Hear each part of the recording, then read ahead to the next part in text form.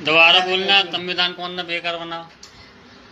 संविधान सबसे गंदा संविधान, शूद्रों को आज क्षत्रियों के बनाया किसने? गंदा संविधान बनाया है भीमराव अंबेडकर ने। मैं कहती हूँ इस बात को, क्योंकि शूद्र का जो काम है वो शूद्र को करना ही पड़ेगा और ब्राह्मण का जो काम है वो ब्राह्मण को करना पड़ेगा। तो फिर हम भी क्षत्रिय का काम। जाति प्रथा और वर्ण व्यवस्था इस देश का कितना बड़ा समस्या है, आप इस वीडियो के माध्यम से समझ सकते हैं। इसमें वर्ण व्यवस्था के जिस तरीके से समर्थन कर रही है कि औरत, इसको इतना भी ज्ञान नहीं है कि वर्ण व्यवस्था और स्त्री सुधार के लिए कितने आंदोलन चलाकर महापुरुषों ने क्या क्या त्याग करके समानता का अधिकार दिलाया था। लेकिन उसको इस बात का कोई भी अंदाजा नहीं है कि इस देश में कितने महापुरुषों ने कितना बलिदान त्याग करके महिलाओं और दलितों के लिए कार्य किया है।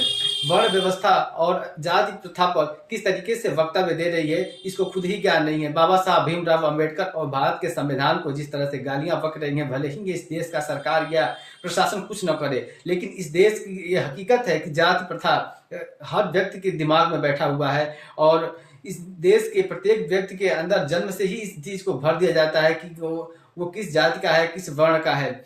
आप भले ही इस देश को कितना भी शिक्षित कर लीजिए, कितना भी तौर तरीके और डिजिटलाइजेशन के माध्यम से इनको आधुनिक बना दीजिए, लेकिन इस कास्ट का जो सिस्टम है ये तब तक इस देश से दूर नहीं होगा जब तक इनकी मानसिकता सुधार नहीं की जा सकती।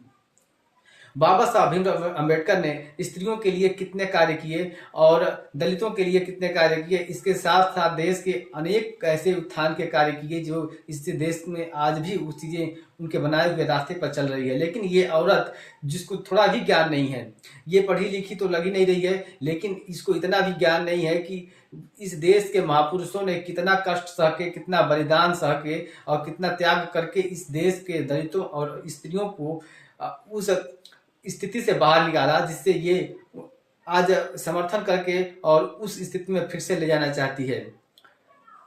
आप क्या सोचते हैं ऐसी औरतों के बारे में और किस तरीके के विचार रखते हैं ऐसे लोगों के बारे में जो कास्ट सिस्टम को बनाए रखना चाहते हैं, जो वर्ण व्यवस्था को बनाए रखना चाहते हैं? कमेंट बॉक्स में जरूर बताएं और हमारे चैनल को लाइक करें, सब्सक्राइब करें और हमें सपोर्ट करें ताकि हम आपकी आवाज़ बन के ऐसे ही बेबाक आवाज़ के साथ आपकी बातें दुनिया के सामने रख सकें।